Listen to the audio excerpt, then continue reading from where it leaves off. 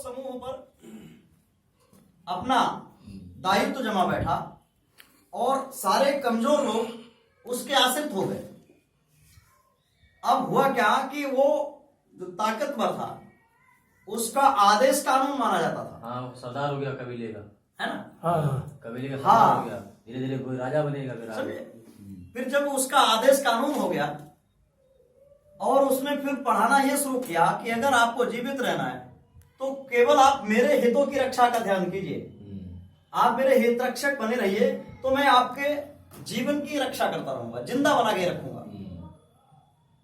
इस लालच में सारे कमजोर प्राणी उसकी शरण में रहने लगे। बाद में वो और स्वरूप विस्तार हुआ उनका, तो उसमें जो सबसे ज्यादा ताकतवर हुआ वो कई झुंडों का सरदार बना, कई झुंड मिलके कबीले बने, कबीले मिल करके फिर ग्राम सभाएं बनी, पंचायतें बनी और आज वो स्टेट बन गया। लेकिन उसकी परंपरा यही रही कि जो सबसे ताकतवर था वही उन पर राज करता रहा। तो ताकतवर ने क्या काम किया, सोचा कि मुझे अब 10 जनपदों की संपत्ति चाहिए, तो उसने उस पर अपना कब्जा कर लिया अपने अस्त्र शस्त्रों के माध्यम से, तीर तलवार के माध्यम से। और जब कब्जा कर लिया कि वो कब्जा वैध कैसे बनाया जाए, उसको वैधता कैसे प्रदान करी जाए, तब लिखा पढ़त का एक कानून बना लिया जिसको रजिस्ट्री का कानून कहते हैं। और रजिस्ट्री के कानून पर कागज पर उन्होंने लिख दिया कि इतने दायरे की जमीन मेरी, और वो अपनी मान बैठा। इसलिए मैं आपसे कहना चाहता हूं कि आज रजिस्ट्री को प्रमाणित करते हो, रजिस्ट्री को प्रमाण पत्र के रूप में प्रस्तुत करते हो, आप ये कहो कि मेरी है, तो ये परमात्मा के न्याय संगत नहीं है। क्यों नहीं है? क्योंकि परमपिता परमात्मा ने तो इस धरती को प्रत्येक इंसान के लिए बराबर बराबर शेयर दिया है। धरती तो हमारी एक माँ है और धरती से उत्पन्न होने वाली विरासत से जो कुछ भी मुद्रा छपती है, धरती के नीचे सोना चांदी अभ्रक डीजल मिट्टी का तेल पेट्रोल कोयला बालू जो भी तमाम खनिज पदार्थ निकलते हैं और उनसे जो एक मुद्रा छप के तैयार होती है जिसको ग्रॉस डोमेस्टिक प्रोडक्शन कहते हैं, सकल घरेलू उत्पाद कहते हैं। और सकल घरेलू उत्पाद से जो नोट छपती है वो नोट इस धरती माता के वक्ष स्थल से, स्तनों से निकली दूध है। और दूध अमीर बच्चे को ताकतवर बच्चा पी जाए ऐसा तो पिता को मंजूर नहीं होना चाहिए। इसलिए इस धरती माता से निकली हुई दूध प्रत्येक वोटर को उसके जीवन जीने के लिए परमपिता परमात्मा ने पैदा की।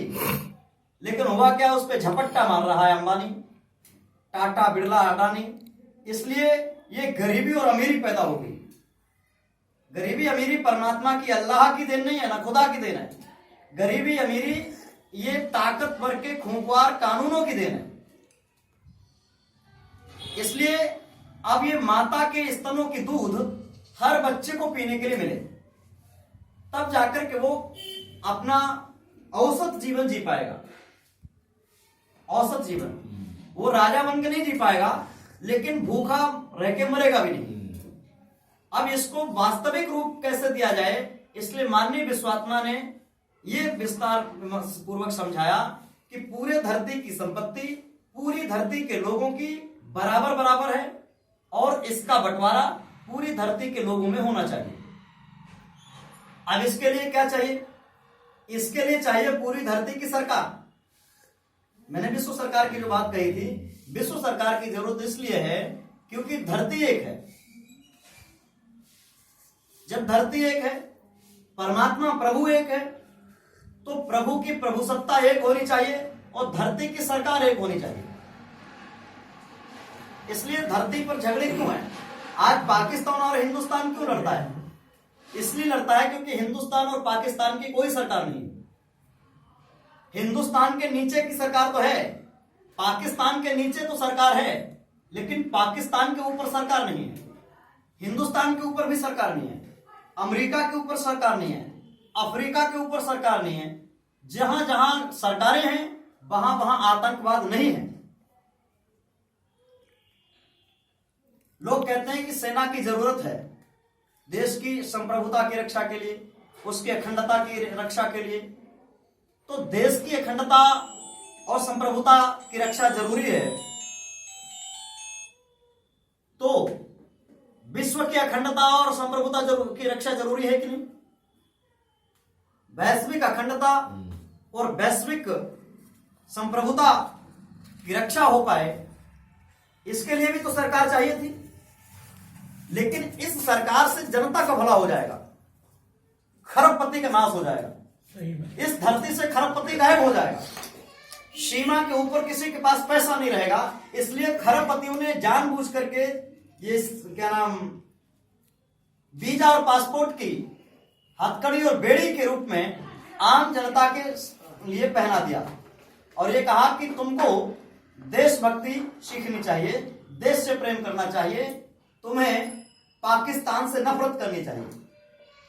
अगर आप इंडिया में रहते हो और पाकिस्तान से प्रेम कर रहे हो तो आपको देशद्रोही कहा जाएगा और आप जितनी ज्यादा से ज्यादा पाकिस्तान को गालियां दे पाओगे आप उतने ही देशभक्त कहे जाओगे। पाकिस्तान में रहने वाला इंसान जितना इंडिया को गाली दे पाएगा वो उतना ही पाकिस्तान भक्त कहलाएगा। अब ये क्यों किया गया? ताकि पाकिस्तान के गरीब और हिंदुस्तान के गरीब एक ना हो पाए। हाँ सर जी, जय वोटर सिंह।